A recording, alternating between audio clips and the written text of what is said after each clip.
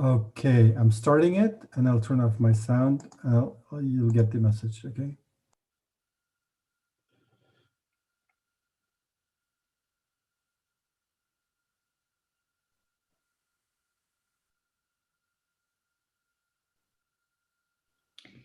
Good afternoon and welcome to the first webinar of 2021 from the European Centre for Modern Languages of the Council of Europe, entitled Covid-19 and Language Education, Making Homeschooling Motivating and Fun. My name is Sarah Breslin and I'm the Executive Director of the ECML. I'm delighted to see that so many of you have joined us this evening. We've had over 700 registrations for this webinar from 48 different countries, so a warm welcome to you all. I'd like to welcome our speaker, Dr. Déirdre Kirwan, and to thank Déirdre for agreeing to deliver this webinar. But before I turn to the topic of the webinar itself, I'd like to say a few words about the ECML, because there may be some people listening who don't know the Centre very well. We're an enlarged partial agreement of the Council of Europe, based in the beautiful city of Graz in Austria, and we currently have 33 member states from across geographic Europe. We work at the interface of policy, research, teacher education and practice in the field of language education, and our mission is to support our member states implement language policies and practices based on the fundamental values of the Council of Europe: democracy, human rights and the rule of law. The policies and practices of plurilingual and intercultural education that begin with the learner and value all the languages in any learner's repertoire. How do we do this? We develop a 4-year programme based on identified priorities in our member states, a programme which combines development projects with in-country professional development opportunities and activities for a wider public, such as support for the European Day of Languages and webinars such as this one. If you'd like to find out more about us, please visit our website, www.ecml.at, where you can also sign up for our newsletter, The Gazette, and really keep your finger on the pulse on all that's happening in language education. So what about this evening's webinar? The first part of the title reminds us, sadly, that we are still very much in crisis mode, and that COVID-19 continues to shape every aspect of our lives. And it's because of COVID-19 that many children and young people are still in homeschooling, either full-time or part-time, and have been now for over a year. Everyone is craving normality, and morale is low for the learners themselves, but also for parents, for tutors, for teachers, for volunteers, for anyone who's supporting them with their learning. And as we all know, for learners whose home language is not the language of schooling, the challenge is even greater. And that's why the ECML has organised this webinar, to remind us that it is possible to make home learning motivating and fun for everyone involved, and that parents and carers can contribute a great deal to their children's learning, but should be reassured that they're not meant to substitute for the classroom teacher. I'm sure many of you will know Déirdre, a former head teacher whose school on the outskirts of Dublin is a wonderful example of plurilingual education in practice. Together with Professor David Little, who delivered the webinar in November, COVID-19 Two Challenges, One Response, Déirdre has published extensively about her school. She was also a team member of the ECML project in the previous programme, Inspiring Language Learning, Why It Matters and What It Looks Like for Children aged 3 to 12, and contributed to the development of the ECML's treasure chest of resources for learners, parents and teachers, which Déirdre will refer to tonight. So here are just a few practical points before I hand over to Déirdre. Given the number of participants, it's unfortunately not possible to allow you to take the floor to ask any questions or make comments. However, we have built in time for comments and questions at the end, so please use the chat function, and these questions will be relayed to me and I will then relay them to Déirdre. The webinar is in English, but you can put your questions in English, French, German or Spanish, And my colleague Catherine will link you to any of the publications mentioned straight away. So without further ado, I'm going to hand over now to Déirdre. Thank you, Déirdre. Thank you very much, Sarah. And I'm delighted to be here with you this afternoon. And if you'll just bear with me while I pull up my screen here.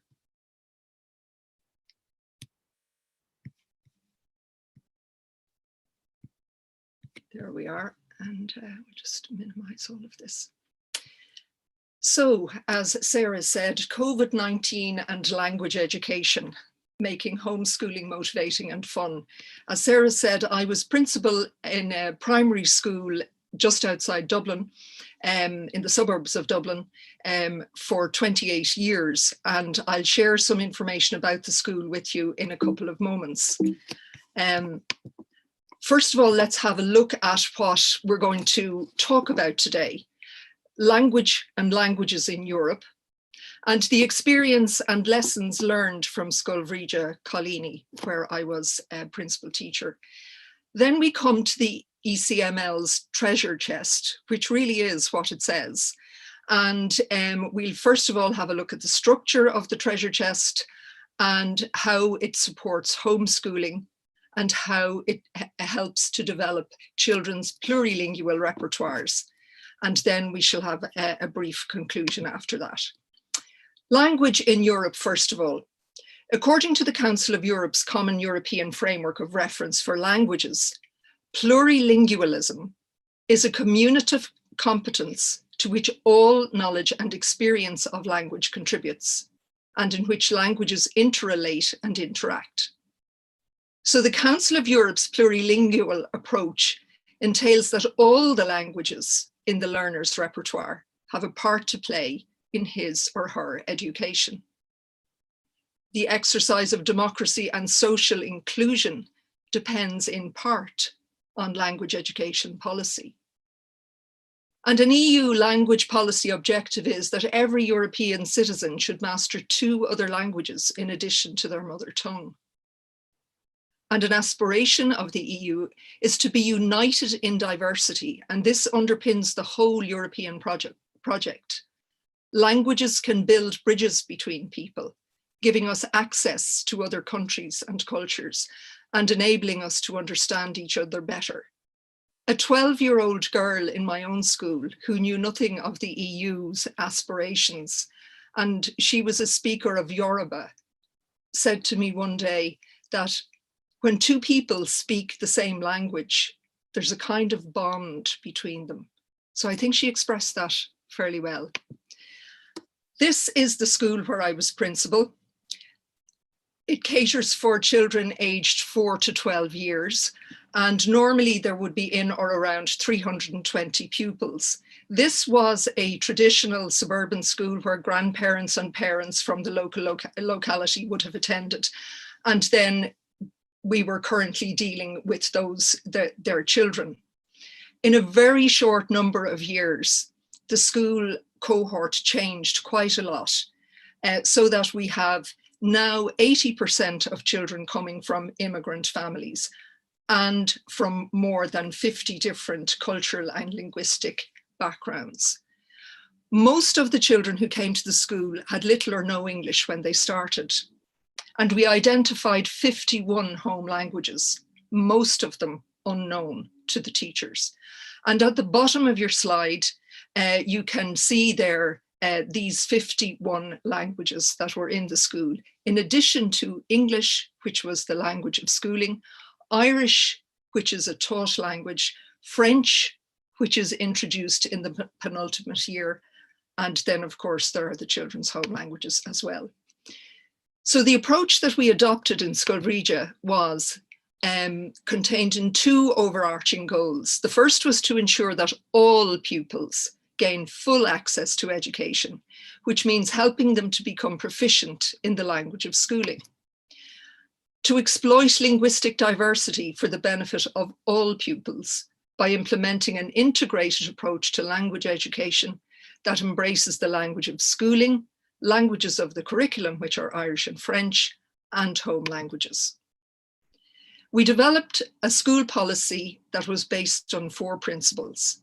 The first principle was an inclusive ethos, where the school welcomes the diversity of its pupil population and acknowledges that each pupil has much to contribute to her own education. The language policy is open in that no restrictions were placed on pupils' use of their home languages at school, whether inside or outside the classroom. A strong emphasis was put on language awareness, and home languages were treated as a resource for all learners. There was also a strong emphasis on the development of literacy skills in English, Irish, French, and the children's home languages, because writing and speaking support one another in many different ways. And this is where the importance of parental involvement in their daughter's literacy development was vitally important, because obviously we didn't know their languages, so therefore we couldn't teach them, and we certainly couldn't teach literacy in their languages. So parental involvement here was really important. The outcomes included the fact that pupils achieve unusually high levels of metalinguistic awareness. Thanks to a strong emphasis on writing, minority pupils develop high levels of age-appropriate literacy in English, Irish, French, and home languages. Pupils' achievement in Irish is ranked in the top 12% of primary schools nationally. From an early age, pupils undertake ambitious autonomous learning initiatives, and the inclusion of home languages promotes well-being, self-esteem, and social cohesion. In the standardized tests of English and maths that pupils are required to take every year from 1st class to 6th class, the school performs consistently above the national average.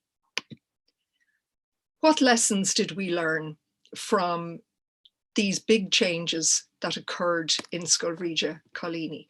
Well, the first lesson we learned was the importance of listening. And we learned that we need to listen more, because as parents and teachers, we tend to talk too much. Now, we do it for all the right reasons, because we want to help our children and our pupils, but we need to listen more, because by listening, we hear what children are interested in, what they have difficulty with, what they do and do not like. We hear their questions. Listening and what we learn from it can become a fertile ground for learning, because we are using the interest and curiosity of the child as the starting point. When they propose an idea, they will be motivated and engaged in carrying it out. Keying into children's interests and curiosity supports the development of the learner's autonomous skills, the skills necessary for driving their own learning. We also learned that child-centered learning is really important. We knew that already from the point of view of content, but we learned that it was really important from the point of view of language as well. Start from the child's existing knowledge and experience. This forms the basis for learning. How much closer can we get to the child's existing knowledge and experience than the language that they have learned about the world in from the time they were born, their home language? Use dialogue and discussion to introduce and explore new material. Create an environment where children's contributions are encouraged in whatever language they know. When learning is meaningful to them, that is, when they make their own contributions, children's interest and curiosity are aroused and they become active learners. Active learning can happen independently and/or collaboratively. And this also supports children's ability to begin to self-assess what I know, what I don't know, and need to know in order to learn. Whichever language they use helps children to clarify what they know, to acquire new concepts, and to deepen the concepts already learned. And parents and the life of the home are vitally important elements in supporting children's learning. And we'll talk more about that when we come to the actual treasure chest itself. Towards a plurilingual education, there are many reasons why home languages are important for young learners. Their home languages are central to their sense of self, their identity. Home languages are the default medium of children's discursive thinking and their cognitive tool for learning. And the home languages are present in the unspoken stream of their consciousness. And Professor David Little has told us that to suppress home languages is cruel, foolish, and doomed to failure. If learners are to be fully included, therefore, in the life of the school and in learning situations, ways must be found of including their home languages in the educational process. There are three functions of home languages in the classroom, particularly when the teacher doesn't know the home language. And at this point, it's very important to say, we as teachers don't have to know the languages. The important thing is that the children know them and feel welcome and valued in contributing their home languages to classroom discourse. This can happen in reciprocal communication with other pupils who have the same or a closely related home language. It happens at play, at the beginning of the school day and in the yard. It happens during pair and group work. The children may use their home language, for example, to work out a maths problem, but they must report to the larger group in the language of schooling. And this is really important because by using two different languages, they're getting a double chance to embed the learning of the concepts that they learn in the course of their problem-solving activities. For non-reciprocal purposes of display, where children say, this is what we say in my language. And starting in the most junior classes, learning to count, working with shapes and colours, and action games can all be multilingual activities. They may learn to count, first of all, in the language of schooling, and then contribute how to count from 1 to 5 or 1 to 10 in their own language. And this spreads to all the children in the class, so everybody benefits from this rich language bank that's in the classroom. Use of home languages scaffolds the learning of language of schooling and any additional language that may be taught. As a source of intuitive linguistic knowledge that individual pupils make available to the teacher and the rest of the class, enrichment of curriculum content and consolidation of curriculum learning. Developing language awareness, just a couple of examples here. A 6-year-old pupil from a Chinese family recognized and translated a number of words in a children's publication from China, but she translated gate as door. When I asked her about that, she explained that in her language, door is used to describe a means of entry, both indoors and outdoors, while in English, 2 different words are needed to take account of the different locations. This child was in the school for 18 months. When she arrived straight off the plane from China. She had no English, and within 18 months, she was explaining to me in English the difference between our 2 languages. And she was able to do that very articulately. In 3rd class, a teacher was introducing fractions, and she associated the word fraction with fracture and elicited the synonyms break and split. And then she opened this to the whole class and asked for these words, break and split, in whatever other languages the children spoke. A Romanian pupil offered rupt, which pupils quickly linked to the eruption of a volcano, interruption and disruption. Making cross-linguistic semantic connections in 3rd class, again at the age of 8. Having listened to a Filipino pupil reading versions of the same story in English, Irish, and Tagalog, a pupil of Russian-Nigerian heritage explained that she now knew the word for hedgehog in Tagalog, parcopino. She told us that she had worked this out because it was almost at the end of the story, and the spikes of the hedgehog reminds me of porcupines. You can look at links to written work done by children in Scovrija. If you go to these links, you can see identity texts written by 5-year-olds and 6-year-olds. There's a trilingual description of being in the park and having an accident there. And a report after a visit to the prospective post-primary school is written in 4 languages by a child who's age 12. And then a fictitious mannequin after putting on a plurilingual fashion show. The children, each one invented a mannequin and wrote about it.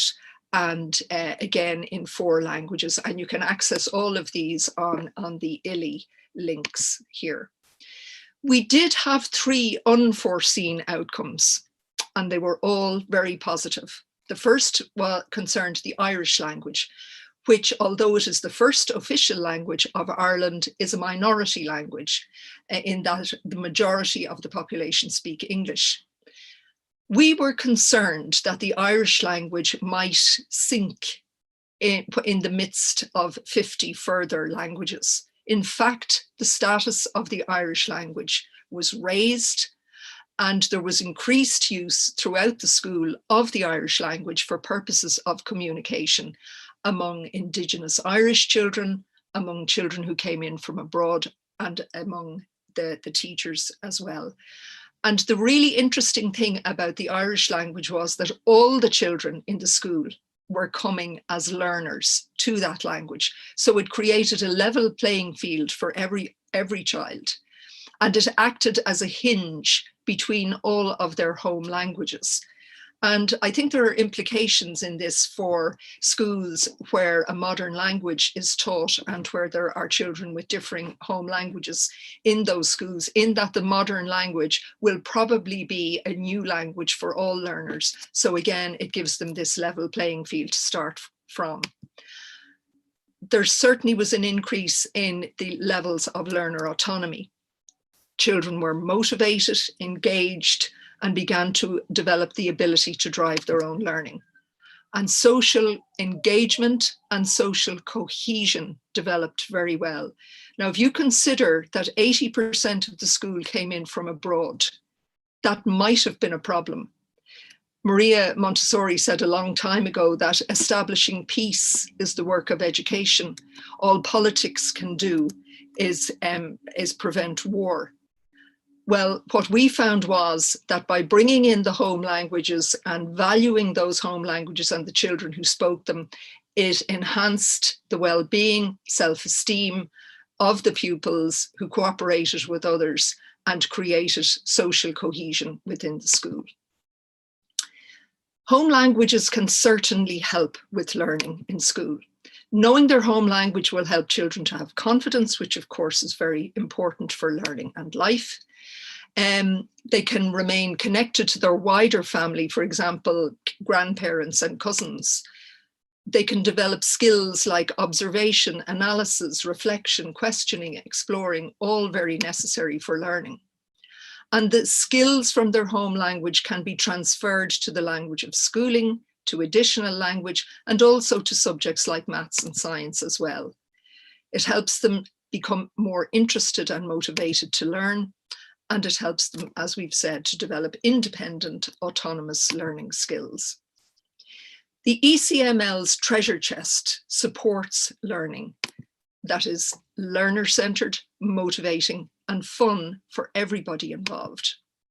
It also supports the development of learners' plurilingual repertoires, the language of schooling, foreign languages, and children's home languages. It supports young people's well-being despite social isolation. It gives parents and carers confidence in supporting their children's learning. And it includes self-management tools to develop learner autonomy and track progress. And the treasure chest, as Sarah said, I was one of the people involved in it. There were people from various different countries in Europe, and the motivating idea was to make sure that all of the examples, and there are lots of examples in the treasure chest that can be used at home, but that they would have all of these principles in them. Just a word on self-management. Being able to say, what do I know? What I can do? What do I want or need to know? I want to be able to do various things. So what must I do to find out? How do I get where I want to be? Being able to ask those questions and keeping a portfolio is really important. I think particularly with language learning, because we're always going to meet people who are that bit better at whatever the language is we're working at. Sometimes if somebody speaks too quickly, it's difficult to understand what they've said, and we can begin to get demoralized and think, gosh, I've been trying to learn this language for quite a while. I've put a lot of work into it. Am I going anywhere with it? A portfolio is a really good way to see, even over a couple of months, the progress that we can make. And the very same thing applies with children. So I would say to parents with very young children, date the work that their children are doing.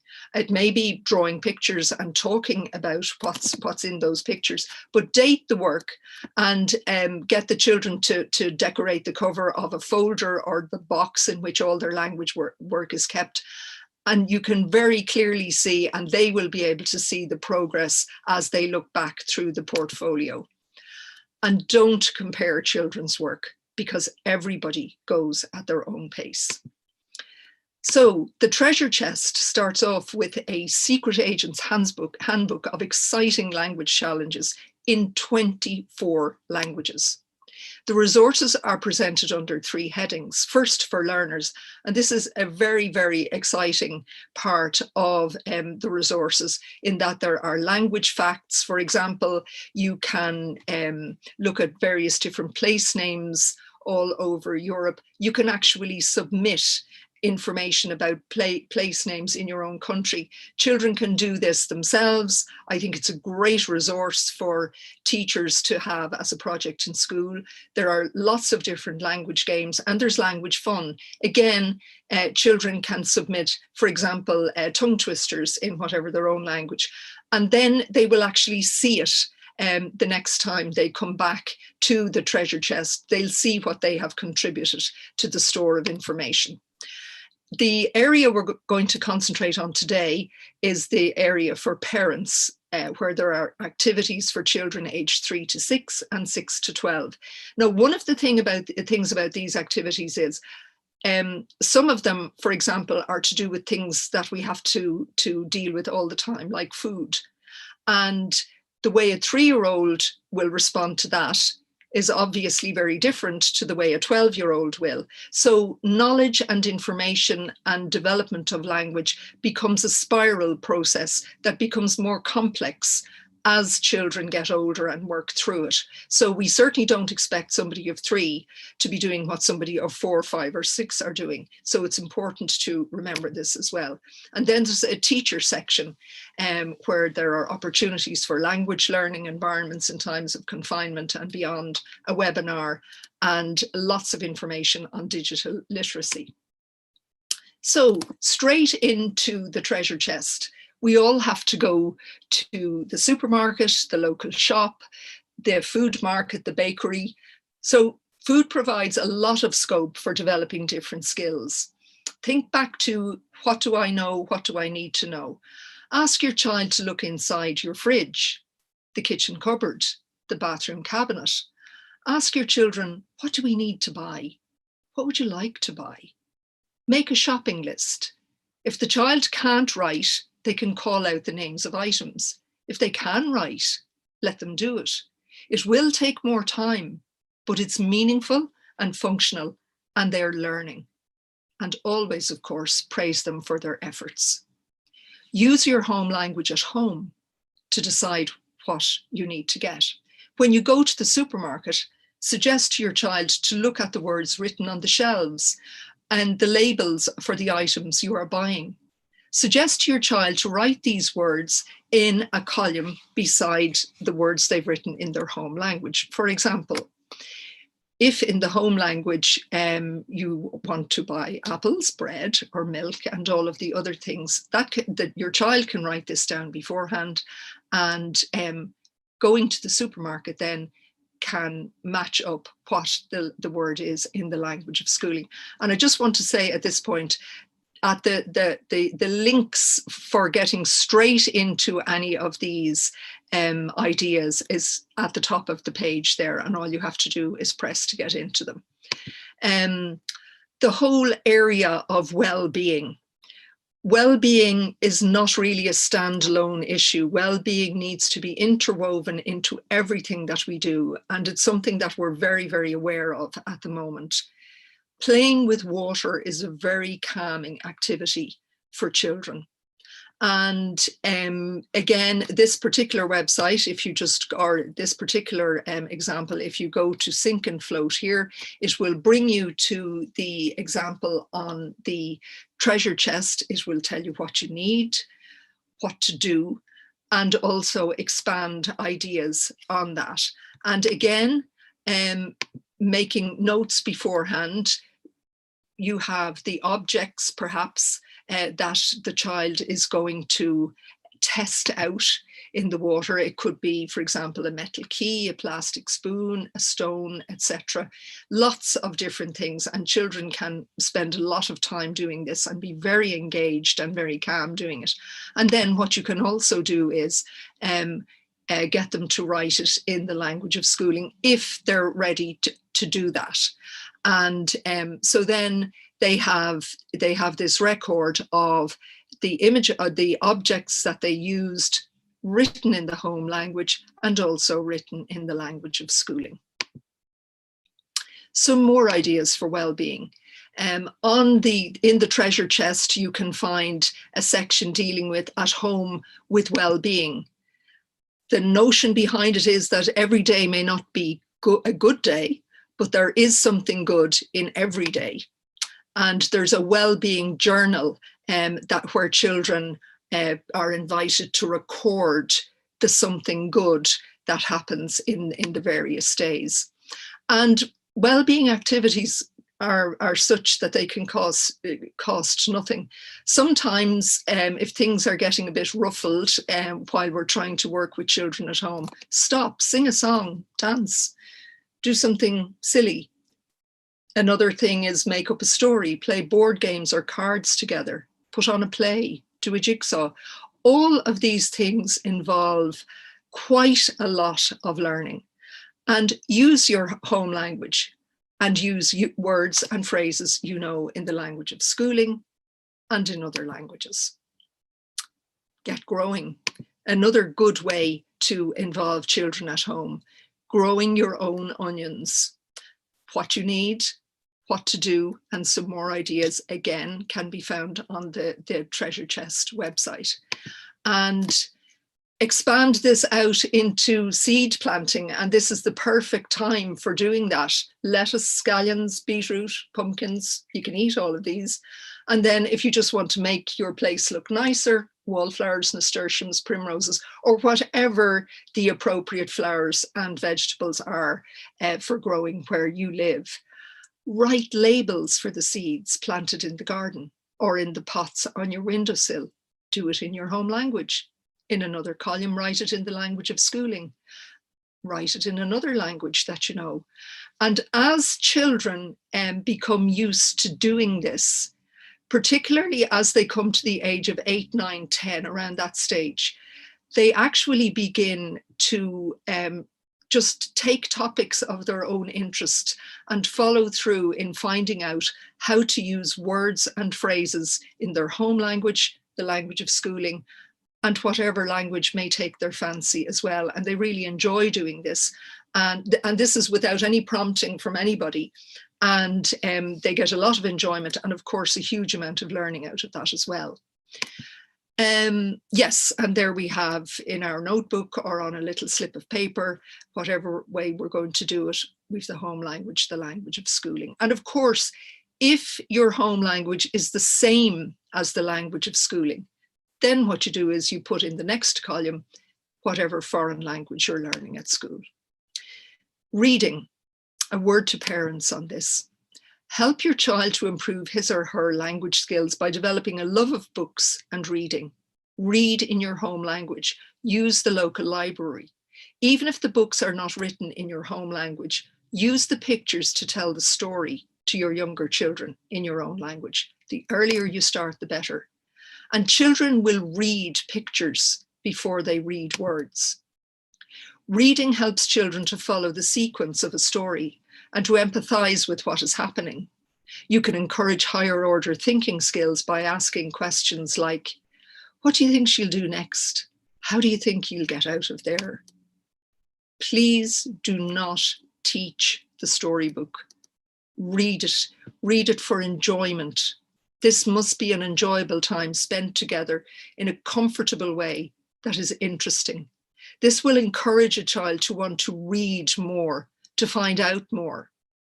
If there's pressure, this won't happen.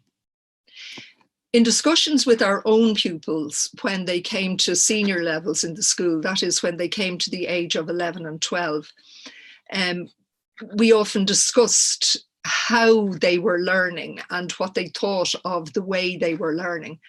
And they told us that having reflected on their well-developed plurilingual skills, and many of these children could use up to 5 languages, they pointed to the importance of their parents reading to them in their home language when they were very young children. They also pointed out that it was very important for them to have been encouraged to use their home language in school. And this is where the treasure chest comes in again, because there are so many resources here. The first one on the left-hand side is free digital reading resources for distance learning. The language of the website is in English, but the resources are available in a wide variety of global languages, and the age range is for all ages. And this is a really good resource, and you have the books online. Then you have this Pobble 365, an image a day, and it provides really interesting images and photographs that can inspire children to write a creative story. Now that would be for older children from the age of 9 onwards. It doesn't mean that they have to write a creative story every day. And the story could be 1 line or 2, but it's a very good resource. And certainly the pictures and images provided they're very stimulating and inspiring for all kinds of thoughts and issues that they raise. I've come back here. Yes, so let's go outside next, and we come to my book of trees. And again, you can go directly to this on the treasure chest site. Déirdre, can I just interrupt you for a moment? We're not seeing your PowerPoint anymore. Oh dear, right, okay. So how will I get back there? Perhaps the share screen button at the bottom, or the green one?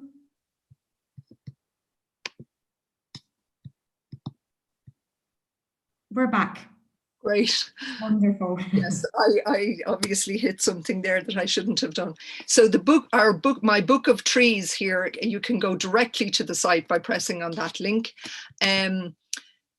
Make a book of the trees in your neighborhood. I mean, we all live in places where, you know, there are trees, there is greenery, there is nature all around, and sometimes we can admire it and enjoy it, but we can't really identify what the trees are and what the flowers are. So this can be a really good way to get outdoors and make your own book. And it's a very enjoyable thing to do for both adults and children. Find out the names of the trees, make rubbings of their bark and draw their leaves, flowers and fruit. Take photographs as well and include them in the book. Your book will help you to remember the names of the trees and the shape of the leaves. More ideas, it's expanded in the treasure chest on how you can do this. Use your home language first, followed by the language of schooling and other languages where appropriate. And make lots of books. If your child cannot read words yet, use pictures to help her make a book. A picture or a drawing per page, a decorated page for the book cover, staple them together and you have a book. And your child will be really proud of this and will want to read it. Encourage your child to read aloud in your home language. She may need help at first. Praise and affirm her efforts, and this will build her confidence to do more. And as she progresses, she will use words and sentences to make her books. So when she's at the stage of using words and phrases, the writing is becoming more complex. For example, food is a perennial topic. There are lots of topics like this. And when the child is ready, he can write the names of the foods he knows, a list of the foods he likes. I like this, that, and the other, and the things he doesn't like as well. How to make a sandwich. Any recipes that you and your child have followed in terms of cooking for yourselves, they can be written up by the child and included in the book as well. And again, you will be able to see the progress that goes through this as long as you date it. And these books can be written as a dual language book in the home language, language of schooling, or any other language that the child is learning. And remember that books are for reading. So get your child to read aloud and praise what she or he is doing. How to make a sandwich. This is a page from a book that was made in the same way in my own school as we were just talking about there. The language here is Ibu. It was also written in Irish and written in English as well.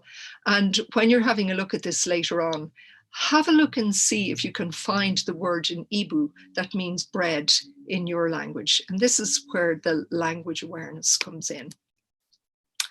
Make a book about me. I'm a really interesting person. And the younger I am, the more interesting I am. And start with things that are meaningful. For example, in the first example here, which is written in English and Polish, the child writes, "My name is," and "I like school." In the second example, which is written in English and Tagalog, the child writes, "My name is," and "I like to play with." And you can follow this up on the ILI website as well. The link is there at the end of the page. Make books on lots of different topics. Wildlife in your locality, your bird book, your insect book, your small animals book, clothes I wear in rain, snow, summer, winter, different kinds of pets, and use your home language, the language of schooling, and other languages where appropriate. And of course, read aloud and praise. And have fun with languages. Madame is a bilingual story, and again, you can go straight to the link. And it's a story in English using French words. Madame and her fiancé went to the cafe. Madame ordered a café au lait, etc. And this was written by a speaker of Tagalog who was 11 years of age. Keep a diary. Now, a diary may be key words, it may be a sentence, or it may be longer than that. And write some of it using all the languages you know. Telling stories is really important. And this is something that children really love. They love to hear stories about you, their parents, about their grandparents and extended family, and when you were their age. What did you enjoy doing? What was school like when you were a child? Where did you live? What was your favorite food and pastime? All you need are your memories. And remember to use your home language. This can be a really good way for developing language and your relationship with your child as well. And keeping in contact with those we love. Talking on the phone and writing letters are all going to support language learning and literacy. So writing to grandparents can be really strongly motivating because, you know, at this time during COVID, we're distanced from the people who are close to us, and we can really miss them. So this time can provide a motivation in itself to write and to phone and to improve language skills. And for a lot of people who are living in different countries, this is something that they experience all the time. And this activity supports children's sense of belonging and develops their communication and writing skills. So in conclusion, use of home languages in linguistically diverse environments contributes to successful outcomes for all pupils. A pedagogical approach that is learner-centered and inclusive of contributions from children leads to increased motivation, engagement, and ability to drive one's own learning. Listen to and use the contributions children make to support the development of plurilingual repertoires. Use the ideas and examples from the ECML treasure chest to stimulate children's interest and engagement in language learning. One of the things that we asked pupils in school was concerning their home languages. How do you think you would feel if you weren't allowed to use your home language in school? Now, they said lots of things and they were really articulate, and I don't have time to go into all of them here, but these are some of the key words that they answered that question with. And, you know, it's quite clear from this.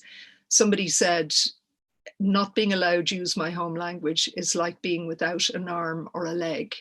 I'd be devastated, rejecting, pretending, shocking. As against that, when they were asked what it was like to be allowed, to be encouraged to use their home languages, these are the key words that were contained in their answers. And immediately you can see the positivity of those words. An advantage, exploring. It helps us see the perspective of the other person. It's good for friendship and knowledge. So this is the voice of the children talking here, and I think we have something to learn from that. A word to professionals who deal with parents and children, and this is from the word go, from antenatal to postnatal, to creches, preschools, primary schools, wherever children go and their parents go to situations that are learning situations for children. Keep advice consistent across all professional support systems. It is very, very difficult, discouraging, and anxiety inducing for parents to be told in one school, please do not use your home language, to be told somewhere else, yes, you may, to be told in another, please do use your home language. It's so important that you do. So it's very important that advice is consistent. Value home languages. Encourage parents to maintain and develop their home language. Let the languages of the children be seen and heard in school, and keep the advice constant across all professional support systems. Thank you very much. I'll just stop sharing the screen now. There we go. Thank you very much indeed, Deirdre. That was really, really inspirational. And I'm sure everyone who's following has taken away many, many ideas that they can now implement in their own environments. There are one or two questions and comments that have come through so far, Deirdre. The first one is perhaps not directly linked to your presentation, and you may wish to try and answer, and I can also come in if needed. We have one participant asking for you to explain the difference between multilingual, plurilingual, and crosslingual. Well, multilingual, I think, generally applies to a situation where you can have, let's say in a room, you can have 50 people, and you have 50 different languages. So you have a multilingual gathering there. But those people are not necessarily communicating with each other because they may not know each other's languages. The plurilingual situation refers to each individual person. Each one of us has our own linguistic repertoire that is made up of all and every snippet of language that we have learned everywhere and in every language situation that we've been in. So everybody's plurilingual repertoire is different. And that's why when we look at the plurilingual repertoires of children in our classrooms, we see what a rich bank this is as a resource for everybody's learning. Because, for example, I don't speak Polish. So if a Polish child in my school is giving me an insight into how her language works, or what word is used for such a thing in her language, depending on the lesson that's going on at the time. She is the person who's contributing that to the bank of knowledge for everybody in the room. And she's doing that from her her personal plurilingual repertoire. I hope that might clarify something. Sorry, Deirdre, I didn't put my microphone on. Yes, thank you very much. Yes, and I think an important point to stress is, of course, that when we think about plurilingual repertoires, we're thinking about the ways in which these can interact, the different languages can interact. And even when you have someone who considers themselves to be monolingual, they may have grown up with a particular dialect, which is also enriching to their repertoire, but they have the potential to become plurilingual. And I think that's a really important point to make. I think you saw that, Deirdre, in your school with children who were considered monolingual, but really benefited from being in an environment with lots of other languages. You're right, and thank you for reminding me of that, Sarah. I would say that the Indigenous Irish children in the school really benefited, because when you see your peers being able to say, well, in my language, we say this, that, and the other, immediately this is bringing up the feeling of, well, if somebody else can do it in 2 or 3 languages, I want to be able to do that too. And this is one of the reasons why the Irish language began to thrive in that situation as well. So you're absolutely right. Yeah. Thank you for that, Deirdre. One other participant, loving your idea with the trees, and saying that's going to be her takeaway for today, for the webinar. Now, I'm just looking at my phone to find the questions, so just give me one moment because they're starting to come in. It says, please, Deirdre, continue sharing what you have worked with at your school. It's important to spread out the knowledge and the importance of language education for policymakers in Europe. So there's a lovely endorsement of all the work you've been doing, Deirdre. And I think I'm just checking, is this, thank you, one of the most useful presentations I have attended, inspiring and to the point. Thank you and greetings from Alexandria in Greece. So that's another really lovely one. And I think we've got just 2 more. One from the European Parents Association. How can we support parents who are illiterate themselves? Did you ever have to deal with that situation, Deirdre? We did have to deal with that. In the school where I was, we had some parents who came in from abroad who were illiterate in their own language. We also had people in the school who were medical consultants, who were lawyers. So we had a huge spread of backgrounds within the school.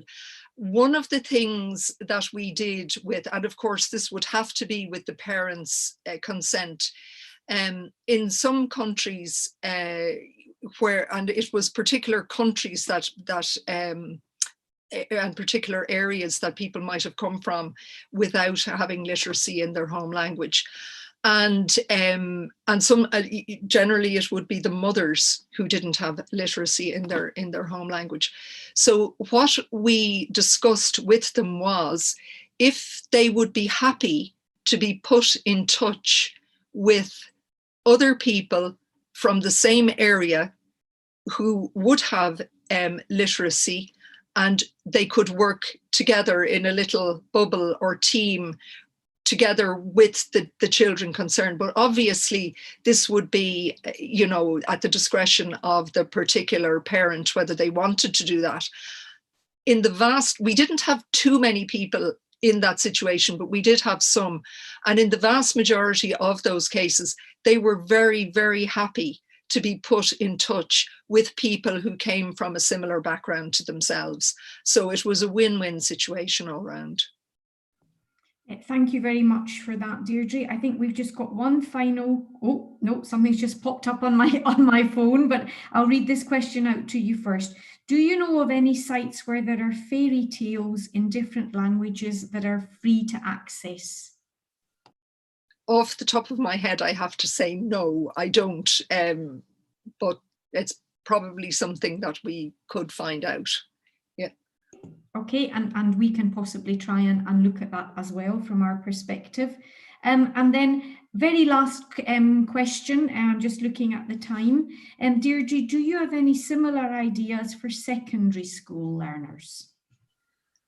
Secondary school learners, I sometimes think when the first thing there is that because in secondary schools, probably in most countries, are divided into subject areas, the subject becomes the important thing. But what we have to remember is that whatever that subject is, whether it's maths, whether it's history, whether it's art, whatever it is, it's very much conveyed through the medium of language. I mean, we have the language of mathematics, plus, minus, division, weighing, whatever, volume. So that I think it's very important for teachers to remember that language is the connecting thing there. What I saw something happening in my own school, and immediately it brought to my mind the huge possibilities that could be at second level for a plurilingual approach. We had a little display in our school, and in front of the display we had an explanation of what was in the display, written in Irish, in English, and in French, because they were the three taught languages in the school.